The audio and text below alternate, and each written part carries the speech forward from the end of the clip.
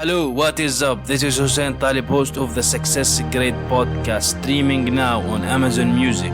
Inspiring stories of entrepreneurs and business education to help you raise the standards to achieve greatness. Find and follow the Success Grade podcast in the Amazon Music app to get every episode now. Hello and welcome, Success Grade Nation, to this new episode of the Success Grade podcast with your host Hussein Talib. In this episode, I have with me Jaeden Schafer. He is the founder and the CEO of the affirmation, meditation, and manifestation app called Selfpause. It lets you record your own personal affirmation and listen to it in a professionally recorded quality. Jaeden, welcome to the grid. Hey, happy to be here. Thanks for having me on the show. Awesome for you to be on the Success Grid podcast. So first of all, tell me what made you want to start Selfpause, the app. Is it a passion do you have for affirmation and meditation and these kind of things? Or did you see, let's say, an opportunity, a business opportunity and a gap in the market? Yeah, kind of both, to be honest. My whole life I've been my father was an entrepreneur, and so he was always a really big advocate of goal setting and keeping a really positive mindset in order to achieve your goals. And so growing up, I was a big fan of affirmations. I had never really done meditation, to be honest. But I was a big fan of affirmations, focusing on if I had a negative mindset, saying words of affirmations to help me switch my mindset to be positive. And I had a really strong belief that, if I could change my mindset, I could, do anything. And so I got started on the whole app when I was in college. I was studying business at the time, and my wife was studying computer science.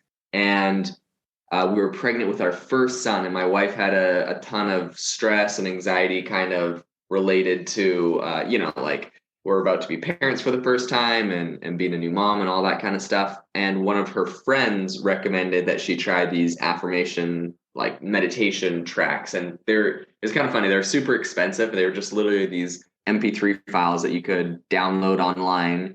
So she asked me if she could buy them. And, if your pregnant wife asks you if she can buy something, you don't say no. So, of course you don't.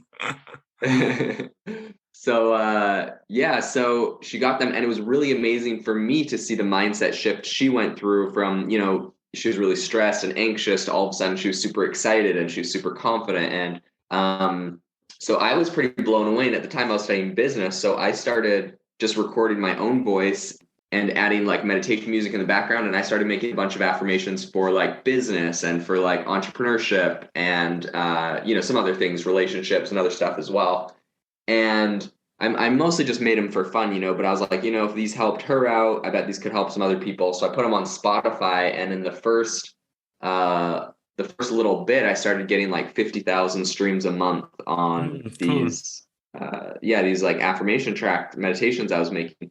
So it was actually the app was my wife's idea, because she was studying computer science. So she was making like, apps for her classes and stuff.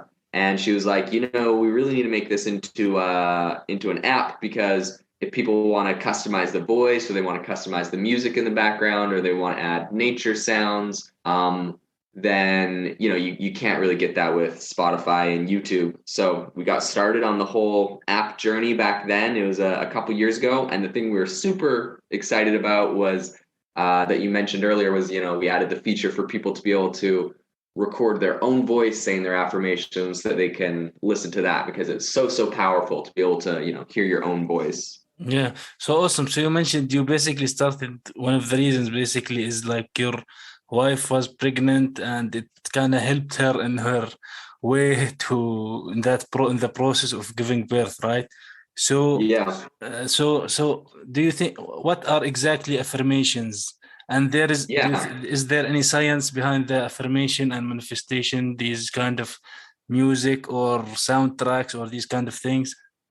Yeah. So I guess at its base, an affirmation is a positive statement in the present tense. So saying something like, I'm a successful entrepreneur. I have abundance all around me. I always achieve my goals. Those would be like affirmations. And what's really powerful is come up with statements about yourself that you truly believe, that you can get behind. And you can use affirmations to help switch your mindset. So if you're having so there's a lot of research and science in positive psychology about affirmations. It's called self-affirmation theory. But essentially, if you have a negative mindset, or you find yourself slipping in your mindset and not believing in yourself, repeating to yourself these affirmations about yourself, things that at the fundamentally you believe about yourself, but it's not always easy to believe the best about ourselves all the time. Yeah. So when we slip into having like a negative mindset, repeating these affirmations back to ourselves helps us to change our mindset.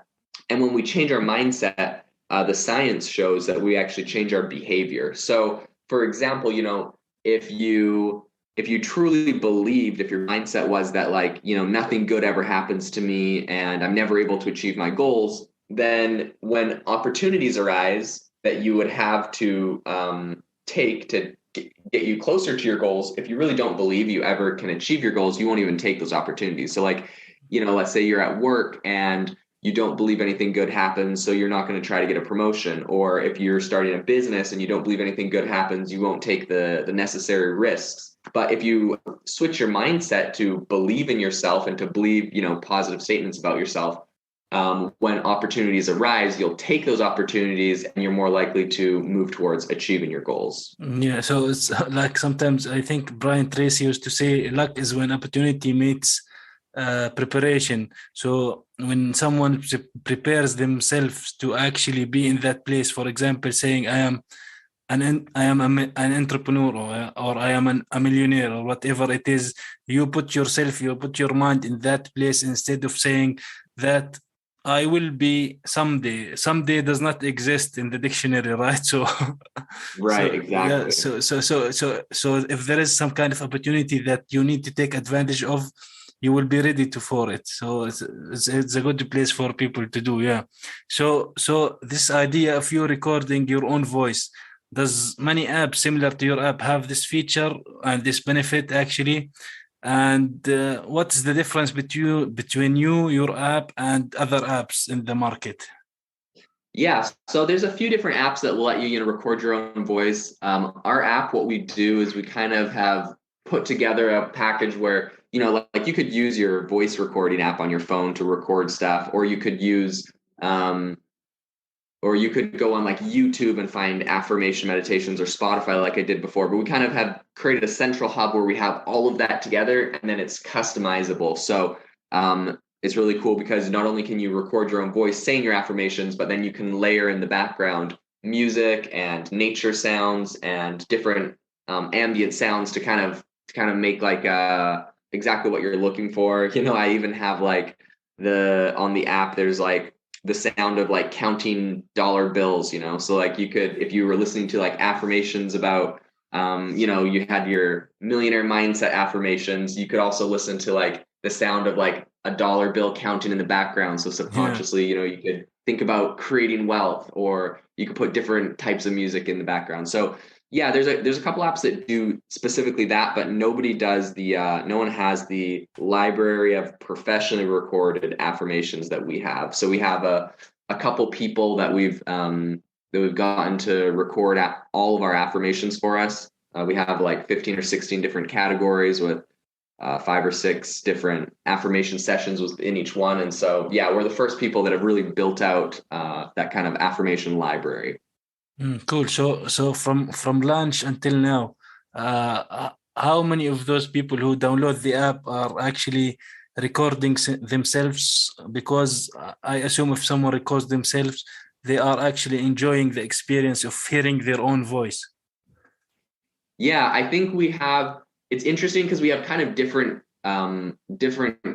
customers, but like I would say right off the bat, a majority of our customers download the app and they listen to our pre-recorded affirmations. If you're new or just getting started with affirmations, you don't know exactly like what makes a good affirmation, what to write and that kind of stuff. And so people that are really new, they just will listen to our pre-recorded ones. And then as they kind of get into it, we find around 2 or 3 weeks in, they start writing and recording their own. I would say probably like a good 30 or 40% of the people that use the app have their own affirmations that they've recorded.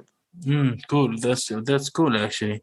So what is the goal for you with Selfpause? Because does it only stop with the app, or do you offer other things more than the app?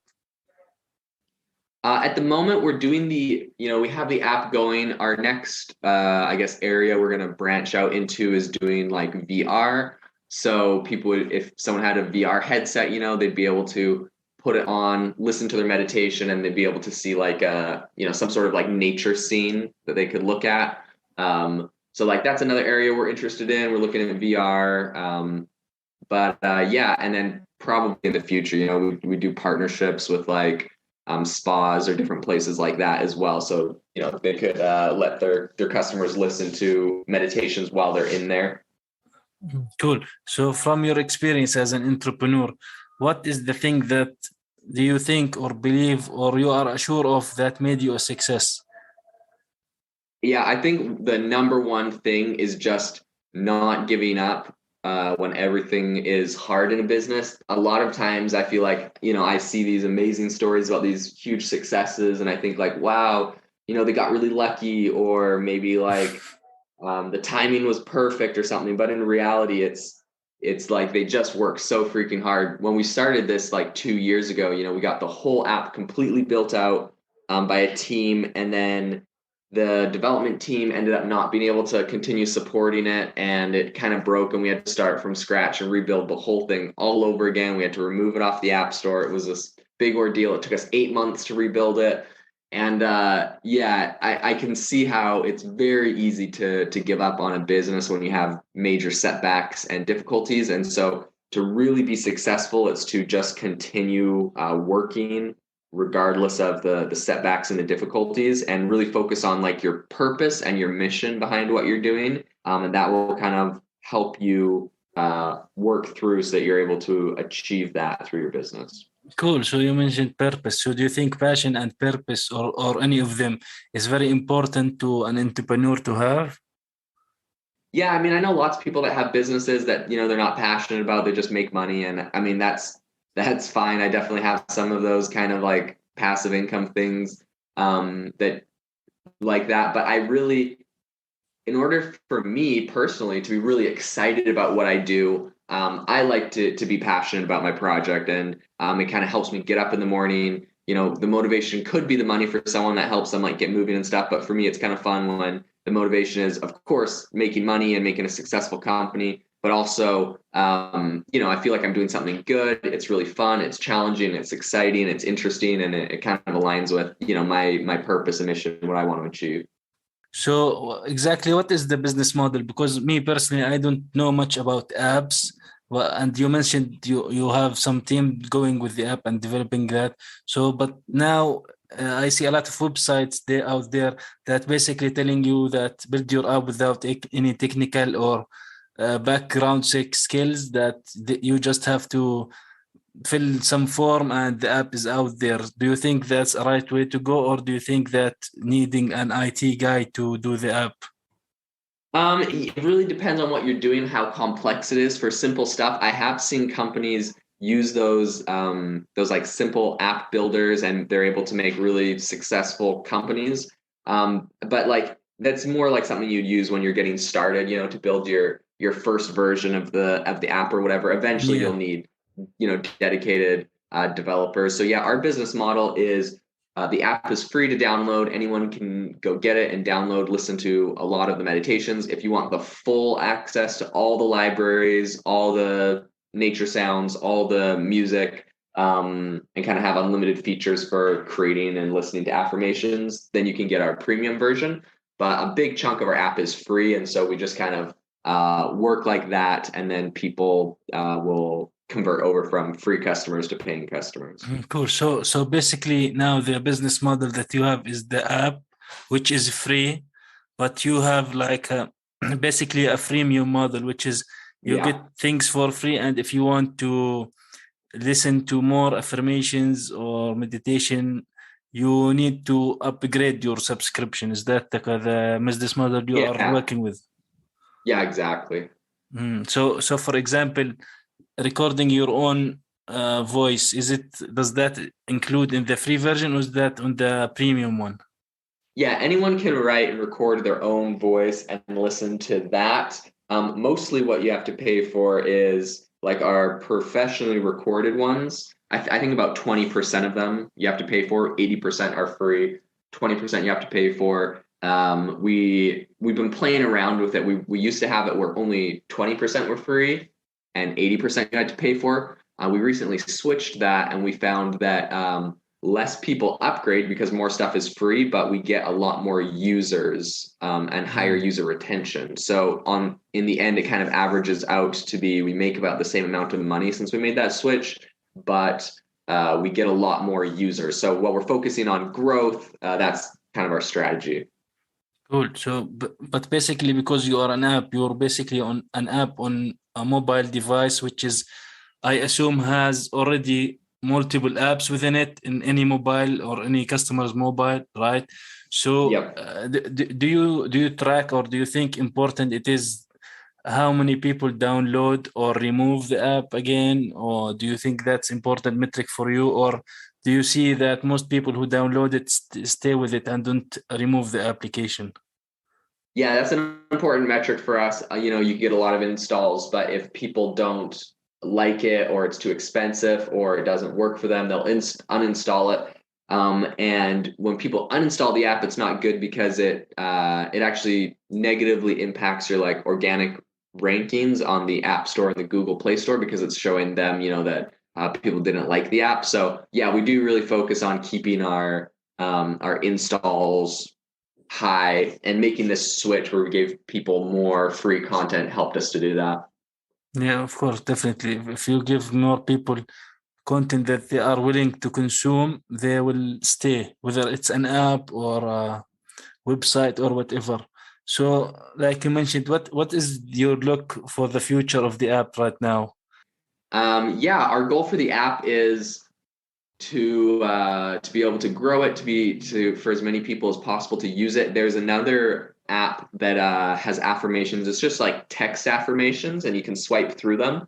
And it's a really, really popular app. It's number 9 or 10 on the iOS App Store for health and fitness. So they make $1 million a month and have, I think, 500,000 installs a month. So at the moment, we see there's a really big market, and we're just working on helping all the people that use that app to be able to, find us and be able to not just look at affirmations, but also be able to listen to them.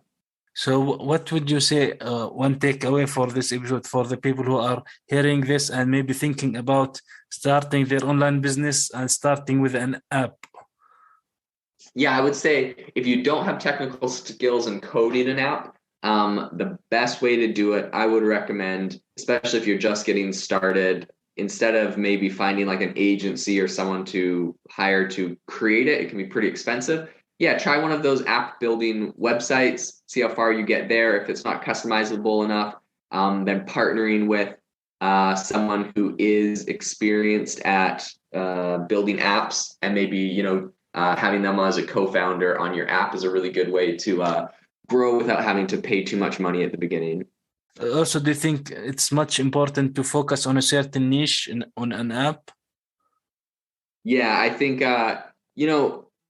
you'll know what good products are by the things you use. So typically, like I'll make products that are things that I'm like, oh man, I wish this existed. So yeah, focus on a specific niche. Make sure that there's a good enough amount of people using it, and try to make whatever your solution to whatever the problem is within the niche, make it 10 times better than whatever the competition or the current solution is. One really good way if people want to get started making apps, I found, is go look at popular apps that you like, or categories of apps that you like. You can look at the charts on Android and iOS, and go read the reviews on apps. If you're like, oh, I would like to make a similar app to this, go look at all the negative reviews on that app, and all the things. And in the negative reviews, they're always going to say, I wish your app did this, I wish your app didn't do this, I wish your app was like this. So if you just go through and read all the negative reviews on your competitors' apps, and you add all those features to your app, it's a pretty good way to get started and be able to make sure you're making something that people will want. Well, Jaden, that's a great tip actually to look at the 1-star reviews up to the 3-star reviews, I think, because Yeah. it shows when people usually leave 5-star reviews, basically they think there is nothing wrong with the app and they love it already. So you need to look at the Right. people who are not liking one feature or there is missing one benefit. So yeah, that's a great advice. So where can people get in touch with you, Jaden? Yeah, you can find me on LinkedIn, Jaeden Schafer. Feel free to, send me an invite or shoot me a message. I'm happy to, talk. And yeah. Okay, awesome. And they can download the application from your website, selfpause.com, right? Yep, you can get the app off the website. You can search for it on iOS and Android, Selfpause. And yeah, it's free to download. Awesome. Well, thank you, Jaden, for being here today with me on this episode of the Success Secret podcast. Hey, it was great being here. Thanks for having me. Thank you for listening to this episode of Success Grid. Make sure you subscribe so you don't miss any future episodes. And if you found value in the show, rate and leave a review on iTunes. For more resources, visit successgrid.net. Until next time.